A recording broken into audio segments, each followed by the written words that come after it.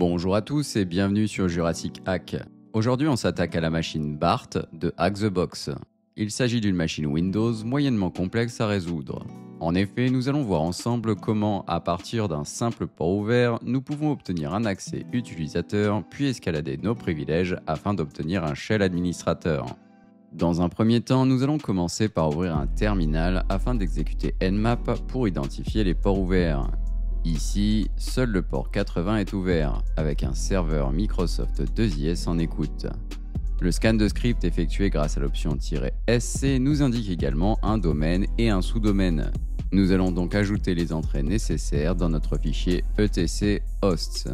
Une fois cette opération terminée, nous allons démarrer notre navigateur afin d'explorer le site. Celui-ci semble plutôt standard et si l'on explore le menu employé, nous pourrons voir les noms de certains d'entre eux. De plus, en inspectant le code source de la page, nous pouvons voir un nom d'utilisateur mis en commentaire, Harvey Potter. Ces informations pouvant être utiles plus tard, nous allons les garder en tête. Par la suite, nous allons retourner sur notre terminal afin d'exécuter un scan de répertoire à l'aide de GoBuster. Cependant, lors de notre première commande, le site retourne en permanence un code HTTP 200 avec une taille de page définie. Nous allons donc modifier notre commande et exclure cette valeur à l'aide de l'option -- exclude length. Suite à l'exécution, le résultat nous révèle quelques répertoires intéressants à explorer. Forum, que nous connaissons déjà, et Monitor. Sachant que le répertoire Forum nous redirige vers un sous-domaine du même nom, nous allons ajouter le sous-domaine Monitor à notre fichier hosts, juste au cas où. Maintenant, si l'on retourne sur notre navigateur et que l'on tente d'accéder au sous-domaine Monitor, nous avons un résultat. Notez que nous allons également activer notre proxy burp pour la suite des opérations. Après plusieurs tentatives de connexion basées sur les noms d'employés découverts précédemment, nous avons été en mesure de nous connecter avec le couple utilisateur mot de passe Harvey Potter. Ici, le site nous donne accès à un service de messagerie interne. Si l'on clique sur Internal Chat, nous pouvons par ailleurs obtenir un nouveau sous-domaine nommé Internal01. Nous allons donc retourner sur notre terminal afin de l'ajouter à notre fichier hosts. Une fois cette opération effectuée, nous allons pouvoir retourner sur notre navigateur. Si l'on tente d'accéder à ce nouveau sous-domaine, nous avons accès à ce qui s'apparente à une autre page d'authentification pour un chat. Malheureusement pour nous, cette fois-ci, nos identifiants ne fonctionnent pas. Cependant, après un peu d'analyse, nous pouvons voir que l'URL indique un répertoire nommé Simple Chat. Nous allons donc effectuer une petite recherche internet via notre moteur de recherche préféré. Suite à celle-ci, nous pouvons découvrir un projet GitHub du même nom. Si l'on inspecte le projet de plus près, il est possible de voir que celui-ci intègre également une fonctionnalité d'enregistrement. Celle-ci est notamment localisée dans le fichier register.php. Dans le cas présent, si la fonctionnalité est active sur notre page d'authentification, il serait donc éventuellement possible de créer un compte sur celle-ci. En regardant le code source de la fonction de plus près, il est possible de voir que celle-ci est une simple requête POST prenant les paramètres uname et passwd.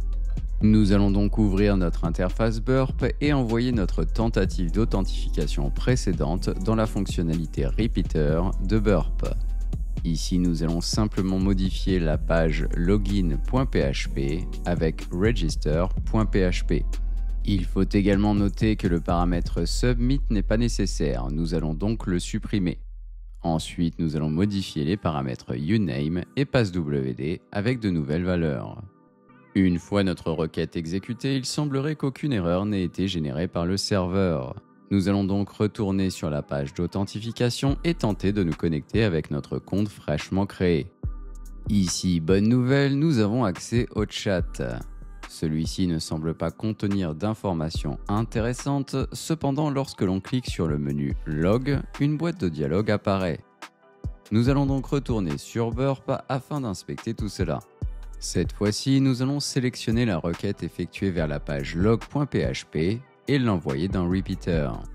Dans le cas présent, la page log.php prend deux paramètres, un nom de fichier et un nom d'utilisateur. En jouant un petit peu avec le paramètre filename et en modifiant celui-ci, nous avons pu constater deux choses. La première est le contenu renvoyé par la page. En effet, celle-ci contient le nom d'utilisateur ainsi que la valeur de notre user agent. La seconde est que si l'on spécifie un nom de fichier, comme par exemple hello.txt, celui-ci est créé et est accessible dans le répertoire log. Ce comportement est très intéressant car nous avons peut-être moyen de créer un fichier PHP sur le serveur. Nous allons donc réexécuter notre requête, cette fois-ci avec le nom de fichier hello.php. Ici, si l'on tente d'accéder à hello.php, nous pouvons constater que celui-ci a bien été créé sur le serveur. Il nous reste à voir si nous sommes en mesure d'injecter du code dans la page. Le user agent étant présent dans le fichier de log, nous allons tenter de modifier celui-ci afin de voir s'il apparaît dans notre page. Excellent! Le résultat inclut notre user agent modifié, nous sommes donc en mesure d'injecter des valeurs dans le fichier log. Pour votre information, ce type de vulnérabilité est nommé log poisoning.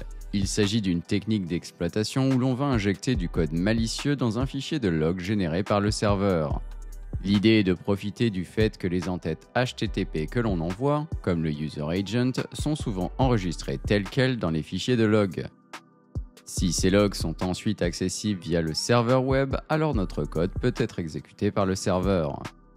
Ici, nous allons donc injecter une porte dérobée via la valeur du user agent et accéder à la page de log créée par la fonctionnalité de journalisation.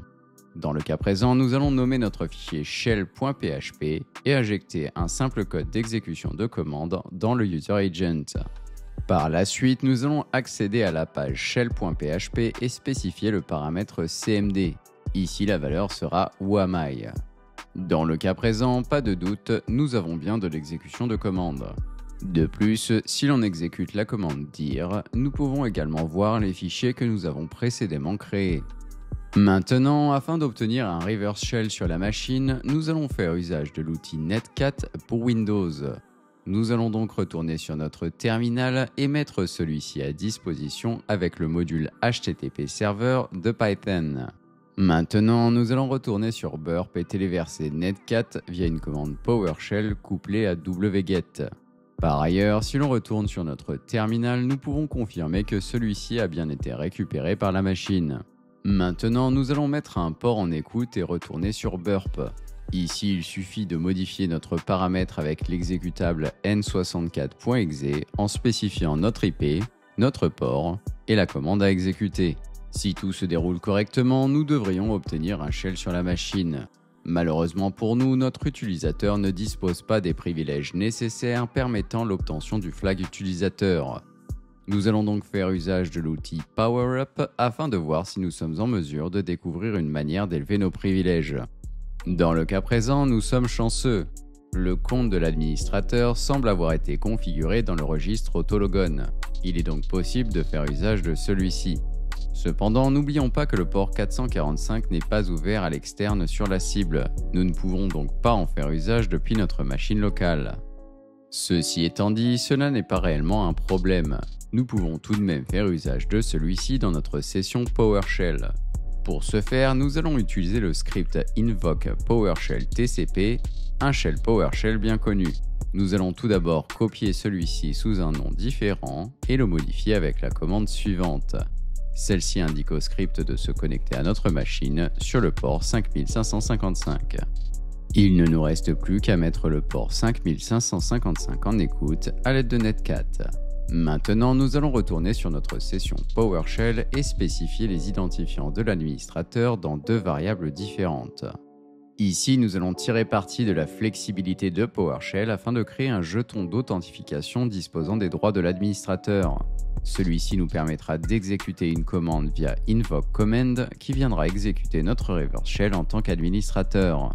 Si tout se déroule correctement, nous devrions maintenant disposer d'un shell en tant qu'administrateur sur la machine. Il ne nous reste plus qu'à venir récupérer le flag utilisateur et le flag root. C'est tout pour aujourd'hui, j'espère que vous avez apprécié cet épisode et si la vidéo vous a plu, n'hésitez pas à laisser un commentaire, à vous abonner à la chaîne et bien évidemment, le meilleur cadeau que vous puissiez faire, c'est de partager et d'en parler autour de vous. Merci d'avoir regardé et à très bientôt.